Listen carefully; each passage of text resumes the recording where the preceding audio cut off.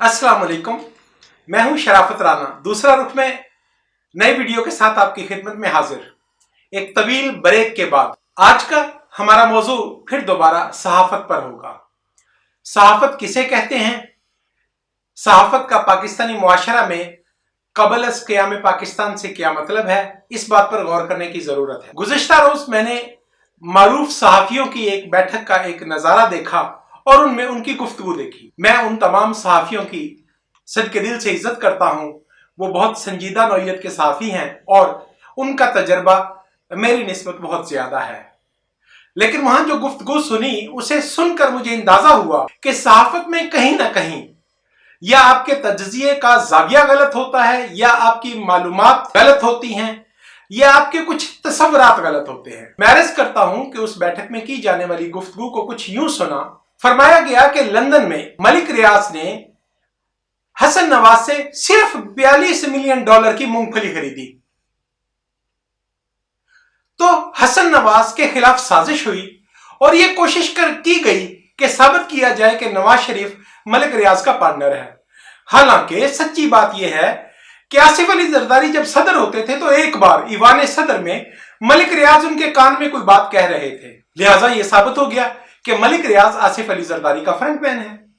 और इससे ज्यादा यह साबित हुआ कि लंदन के किसी मुबैना जज ने यह करार दे दिया है कि मलिक रियाज ने जो 9 करोड़ पाउंड या 12 करोड़ पाउंड लंदन में इन्वेस्ट किए हैं वो सब के सब आसिफ अली जरदारी के जरिए सिंध हुकूमत से हासिल करदा मराआत की सूरत में करप्शन की गई और उसे बाहर शिफ्ट कर दिया गया।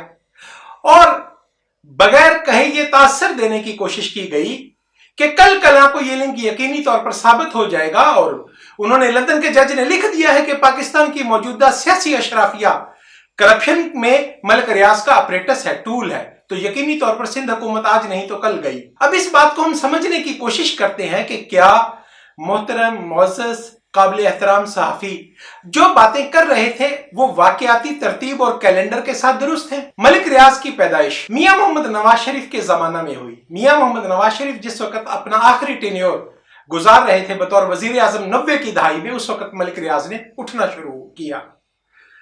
परवेज मुशर्रफ के दौर में उन्हें अरूज हासिल हुआ। यकीनी तौर पर वो पाकिस्तानी सियासत में इस कदर ताकतवर उनसर की हैसियत इख्तियार कर गए हैं कि वो आसिफ अली जरदारी, जिसे एक मैजिस्ट्रेट से लेकर सुप्रीम कोर्ट का जज तक तमाम के तमाम अपने इख्तियारात के इस्तेमाल के लिए एक मशक़े सुखन बनाए रखते हैं, मैजिस्ट्रेट भी कोशिश करता है कि आसिफ अली जरदारी को मैं जेल भिजवा दूं। सिविल जज का भी ख्वाहिश होती है आसिफ अली जरदारी के खिलाफ मुकदमा में फैसला कर दूं। हाई कोर्ट तो पहले से ही और आला तरीन अदलिया तो आसिफ अली जरदारी को दिन रात बाथरूम जाते हुए भी करप्शन की तलाश में मसरूफ रहती है। लेकिन इस सब के बावजूद आसिफ अली जरदारी है कि आज तक पकड़ा ही नहीं देता। मियां मोहम्मद नवाज शरीफ ने इंतजामी अफसरान, पुलिस और अदलिया को भेड़ियों के गौल की तरह आसिफ अली जरदारी पर छोड़ा। उन्हें गिरफ्तार किया गया, उन पर जिस्मानी तशद्दुद किया गया, उनके खिलाफ हजारहा किस्म की इन्वेस्टिगेशन की गई। याद रखिएगा कि आसिफ अली जरदारी के खिलाफ शहीद मोहतरमा बेनजीर भुट्टो से मंगनी से कबल कभी कोई मुकदमा, रपट, FIR दर्ज नहीं हुई और वह पाकिस्तान के एलीट क्लास के रुकन थे, अमीर तरीन लोगों में शुमार होते थे और उनकी जायदाद उस वक्त भी तकरीबन पाकिस्तान में सबसे ज्यादा जायदाद रखने वाले लोगों में से थी। बहरहाल जब परवेज मुशर्रफ का दौर आया तो दोबारा एक राउंड, दूसरा राउंड, तीसरा राउंड खेला गया और आसिफ अली जरदारी की करप्शन को ढूंढने की कोशिश की गई। जब वो सदर बने तो उन्होंने 18वीं तरमीम मंजूर करवाई। 18वीं तरमीम जब कहते हैं तो लोग समझते हैं कि यह कोई महज कागजात में लिखी जाने वाली एक बात होती है। अभी मेरी तरफ उधार है कि मैं लोगों को बता सकूं, एक्सप्लेन करूं कि 18वीं तरमीम क्या है। 18वीं तरमीम के चीदा चीदा निकात समझना आपके लिए जरूरी है। 18वीं तरमीम में यह करार दिया गया कि अगर कभी आइन शिकनी होगी, यानी आर्मी चीफ या फौज या कोई ताकतवर इदारा बगावत करेगा और आइन को तोड़कर हुकूमत कायम कर लेगा, मुंतखब हुकूमत का तख्ता उलट देगा, तो उसके बाद जो उसे मुआफी दी जाती थी, इंडेमनिटी दी जाती थी, वो अदलिया की जानिब से दी जाती थी कि 3 या 5 जज बैठकर फैसला करते थे कि आइन तोड़ना तो नजरिया जरूरत के तहत जायज करार पाया और ये बगावत कामयाब हो चुकी है, लिहाजा इसे इनकलाब कहा जाएगा। आसिफ अली जरदारी ने इस एक रखने को कुछ यूं पुर किया कि करार दिया जो भी कोई अदालत, जो भी कोई जज आइन शिकन आईन शिकनी करने वाले जर्नैल को जायज करार देगा, उसे इंडेमनिटी देगा, उसे माफी देगा और उसके इस बदफेली को, उसके इस नाजायज और मुजरिमाना हरकत को जायज करार देगा, वो जज खुद भी आर्टिकल 6 का मुजरम होगा। अब बज़ाहिर इम्कानात की दुनिया है, लेकिन मार्शल लॉ का दरवाजा बंद कर दिया गया, क्योंकि फौजी अफसर को परवेज मुशर्रफ को बचाने के लिए तो पूरे पाकिस्तान की फौज हरकत में आ सकती है कि उनकी इज्जत और एहतराम पर बट्टा ना आए और उन्हें ट्रायल ना किया जाए, लेकिन जजों के पास अपनी ऐसी कोई फोर्स नहीं होती है। जब जज को यह खतरा हो कि कल कला को उसे फांसी दी जाएगी, उसके खिलाफ ट्रायल होगा और उसे मुजरिम करार दिया जाएगा, तो फिर वो डर के मारे ये काम करने से बाज रहेगा। और ये एक ऐसा भारी पत्थर है मार्शल लॉ के रास्ते में, जिसने आज तक कामयाबी से ऐसी किसी दूसरी कोशिश को रोक रखा है। इसके अलावा इसमें एक बड़ा पोर्शन ये है कि बाजी में फेडरेशन ऑफ पाकिस्तान तमाम हिस्सों से, पूरे मुल्क से टैक्स वसूल करती थी और अपनी मर्जी के मुताबिक टैक्स को सूबों में तकसीम करती थी, और अमूमी तौर पर बजट में जो तजावीज दी जाती थी उसके मुताबिक टैक्स कभी किसी को नहीं दिया जाता था, और सबसे बड़ा पोर्शन वफाक अपने पास रखता था।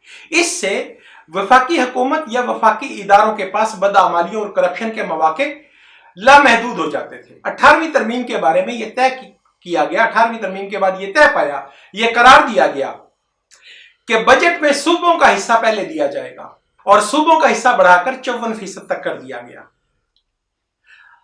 NFC अवार्ड हर 5 साल के बाद लाना जरूरी करार पाया। इससे वफाकी इदारों की इश्तिहा, वफाकी इदारों की करप्शन और वफाकी इदारों के माली मामला काफी हद तक न सिर्फ एक्सपोज हुए बल्कि उनकी राह में रुकावट बनी, और यह एक बहुत बड़ा सबब है कि आसिफ अली जरदारी क्यों बुरा लगता है।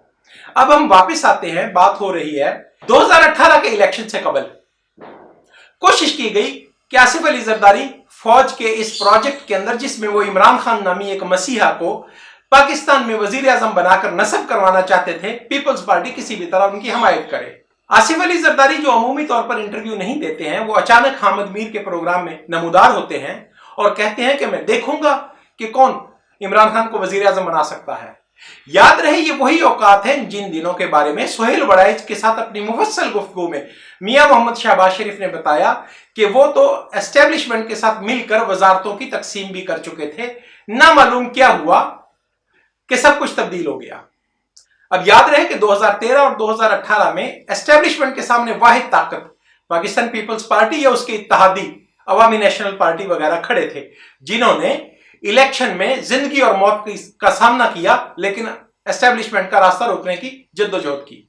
अब इस मौका पर सुप्रीम कोर्ट में जब मियां साकिब निसार का तूती बोल रहा था और इससे पहले इफ्तिखार मोहम्मद चौधरी का तूती बोल रहा था, ये सब बातें बार बार की गई और ये सोचा गया कि शायद बैरिया टाउन कराची, हालांकि बैरिया टाउन रावलपिंडी बजाते खुद एक बहुत बड़ी करप्शन की दास्तान है, लेकिन बावजूद बैरिया टाउन कराची का ऑडिट किया गया, उस पर तलाशी ली गई, उसके कोने कोने को खुदरे को सर्च किया गया। पंजाब में बैठे हुए अवाम को बेवकूफ बनाना बड़ा आसान है।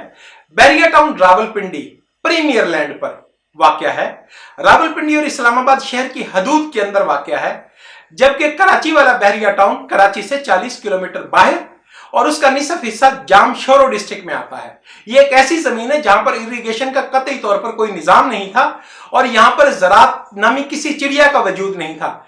यह कटी फटी और बंजर जमीन थी जिसकी कोड़ी के बराबर भी कीमत नहीं थी। लेकिन बहरहाल जब बैरिया टाउन ने वहां पर इन्वेस्टमेंट की तो वहां पर एक नया शहर वजूद में आते हुए देखा गया। अब ये कहा गया और सोचा गया कि आसिफ अली जरदारी या सिंध हुकूमत ने बैरिया टाउन के साथ मिलकर बहुत ज्यादा माल बनाया है। जब मियां साकिब निसार ने स्क्रूटनी शुरू की, तलाशी लेना शुरू की और आसिफ अली जरदारी, सिंध हुकूमत, मुराद अली शाह, कायम अली शाह, किसी का नाम ढूंढने की कोशिश की, तो मालूम हुआ कि हर वो ट्रांजैक्शन जिसे मशकूक, गैर कानूनी या गैर मुहतात करार दिया जा सकता है, वो सब की सब 2008 से कबल की है।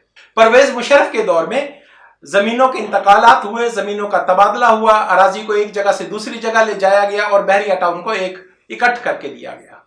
जब किसी भी तरह सिंध हुकूमत, पीपल्स पार्टी और आसिफ अली जरदारी के गिरेबान तक हाथ न पहुंच पाया तो बैरिया टाउन के खिलाफ एक जुर्माना आयद करके उसे लीगलाइज कर दिया गया। अब मुअज़्ज़ज़, मोहतरम, काबिल एहतराम, इंतहाई तालीम याफ्ता, समझदार साफी ये मनवाना चाहते हैं कि बैरिया टाउन की करप्शन में आसिफ अली जरदारी जो सुप्रीम कोर्ट की उससे बच गए हैं, वो यकीनी तौर पर उन्होंने कोई अलादीन का चिराग लिया हुआ है या कोई ऐसा लिबास पहन लेते हैं, सुलेमानी टोपी पहनकर गायब हो जाते हैं कि अदालती अहकामात या किसी भी ऐसी इन्वेस्टिगेशन में आसिफ अली जरदारी या सिंध हुकूमत का नाम नहीं आता। कमाल की बात है, आपने लांस नाइक से आर्मी चीफ तक, आपने पटवारी से लेकर डिप्टी कमिश्नर नहीं सेक्रेटरी तक, चीफ सेक्रेटरी तक, आपने मुतअस्सिब पीपल्स पार्टी के दुश्मनों को बिठा रखा है। सिंध के चीफ मिनिस्टर को अपना चीफ सेक्रेटरी तब्दील करने की इजाजत नहीं, अपना आईजी पुलिस तब्दील करने की इजाजत नहीं, और वहां पर तमाम तरह के मामला देखने के लिए एक एपेक्स कमेटी कायम है जिसे कोर कमांडर कराची और डीजी रेंजर्स चलाते हैं, जो दोनों पंजाबी होते हैं और हमेशा पंजाबी या गैर सिंधी होते हैं। इनकी मौजूदगी में आसिफ अली जरदारी ने ऐसा खेल खेला जो लंदन वाले जज को नजर आ गया, लेकिन पाकिस्तान की सुप्रीम कोर्ट और सिंध के मुतअस्सिब चीफ जस्टिस हाई कोर्ट को नजर नहीं आया। बहरहाल अजीब बातें तो हम ये सुनते हैं। अब ये दिलचस्प बात है, वो कहते हैं कि आसिफ अली जरदारी का एक मुबैना फ्रंटमैन मुश्ताक नामी शख्स 8 अरब रुपए पाकिस्तानी लेकर भाग गया है, जिसका कोई अता पता नहीं चला। ऐसी ही कहानियां हम बुखारी नामी शख्स की सुनते हैं कि जिसकी टांग से बम बांधकर आसिफ अली जरदारी ने 5 लाख पाउंड तावान लिया था। ऐसी ही कहानियां हम 30 साल से सुन रहे हैं। ऐसी ही कहानियां उज़ैर बलोच के बारे में बताई गई कि उसने बयान हल्फी दे दिया है कि आसिफ अली जरदारी उससे ये काम करते हैं, और कोई नहीं बताता कि आसिफ अली जरदारी की आखिरी हुकूमत में वजीर आला सिंध ने उज़ैर बलोच की हेड मनी मुकर्रर की थी, और जिस दिन सिंध हुकूमत पीपल्स पार्टी की हुकूमत मुस्ताफी हुई और निगरान सेटअप आया, वो हेड मनी का ऑर्डर किसने वापस लिया था ये कोई आपको नहीं बताएगा।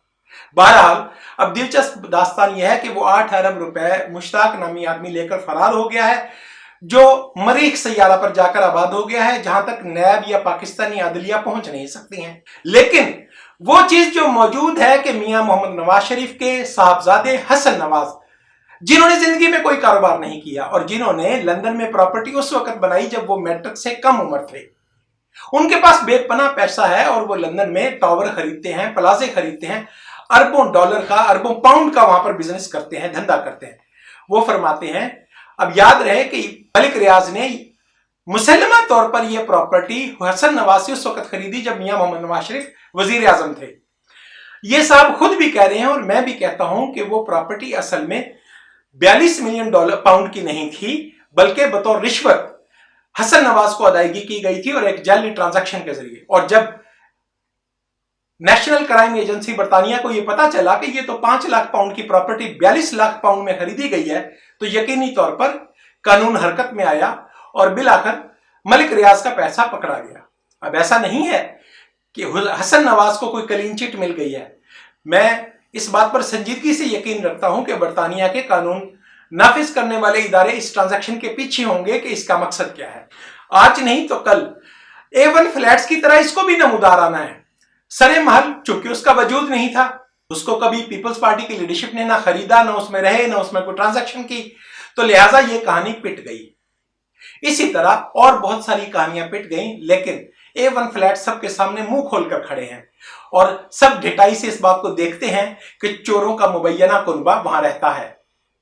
लेकिन वो कहते हैं कि ये तो मूंगफली के दाने के बराबर था, असल करप्शन तो जरदारी की 8 अरब पाकिस्तानी रुपए की हुई है। अपनी इन मारूजात को यहीं पर कंक्लूड करता हूं, नतीजा ये निकालता हूं कि तज्जियाकार बनने के लिए, मनवाने के लिए सिर्फ सहाफत काफी नहीं है। यकीनी तौर पर मेरे मोहतरम दोस्त काबिल एहतराम सहाफी बहुत तवील अरसा से पाकिस्तान के लीडिंग पेपर्स में लिख रहे हैं, लेकिन मैं समझता हूं कि शायद लीडिंग पेपर्स में, लीडिंग चैनल पे मौजूद रहने का दबाव बजाते खुद एक बड़ी अजियतनाक सूरत हाल होती है। गुज़श्ता 30 साल से पाकिस्तान में माहौल ऐसा है कि आप अगर जरदारी को गाली नहीं देते, आप अगर पीपल्स पार्टी की लीडरशिप की किरदार कुशी नहीं करते, तो लीडिंग चैनल आपको जगह नहीं देता, स्पेस नहीं देता, अखबार आपका कॉलम शाया नहीं करता और आपको गुमनाम इंसान बना दिया जाता है। तो शायद यही वो कीमत होती है जो मौजूद सहाफी एक खास एटमॉस्फेयर में 30 साल से एक ही तरह की कहानी निकाल रहे हैं, तो वो यकसां दिखाने के शौक में, बल्कि मुतसादम वाकयात को यकसां नहीं और हकीकत से मुतसादम पैराए में बयान करते हैं। उनकी बताई गई स्टोरी में सच महज ये है कि मियां मोहम्मद नवाज शरीफ के बेटे ने 42 मिलियन डॉलर में एक जायदाद बेची। 42 मिलियन डॉलर कभी भी पूछा जाए अगर मियां नवाज शरीफ के साहबजादे के पास ये जायदाद कहां से आई, तो उन्हें कभी किसी ने कमाते हुए नहीं देखा। यकीनी तौर पर ये पाकिस्तान से चोरी करके वहां ले जाए गए पैसे हैं। अब दूसरी तरफ एक मुबैना कहानी है कि एक आदमी मुश्ताक था जो लापता हो गया है, जो मरीख पर या शायद किसी और गैलेक्सी पर रहता है, और मुबैना तौर पर उसके पास 8 अरब रुपए भी होंगे। जैसे फेक अकाउंट्स की रिपोर्ट बनाई गई तो कहा गया कि 20 अरब या 50 खरब रुपए की ट्रांजैक्शंस हुई हैं। तो पता चला कि 1.5 करोड़ रुपए तो आसिफ अली जरदारी ने वाकई वसूल किया है, और बाकी पैसा तो वो पता नहीं कहाँ गया अभी। इसी तरह की कहानी ये है कि वो 8 अरब रुपए जो किसी को मालूम नहीं कि वो कौन फर्द है, क्या उनका वजूद है, किसी अदालत में ये डॉक्यूमेंट पेश नहीं हुआ, उसे सच मनवाने की जद्दोजहद की जाए, और जो चोर पकड़े जाए उसे कहा जाए ये तो मूंगफली है, ये छोटा सा काम है।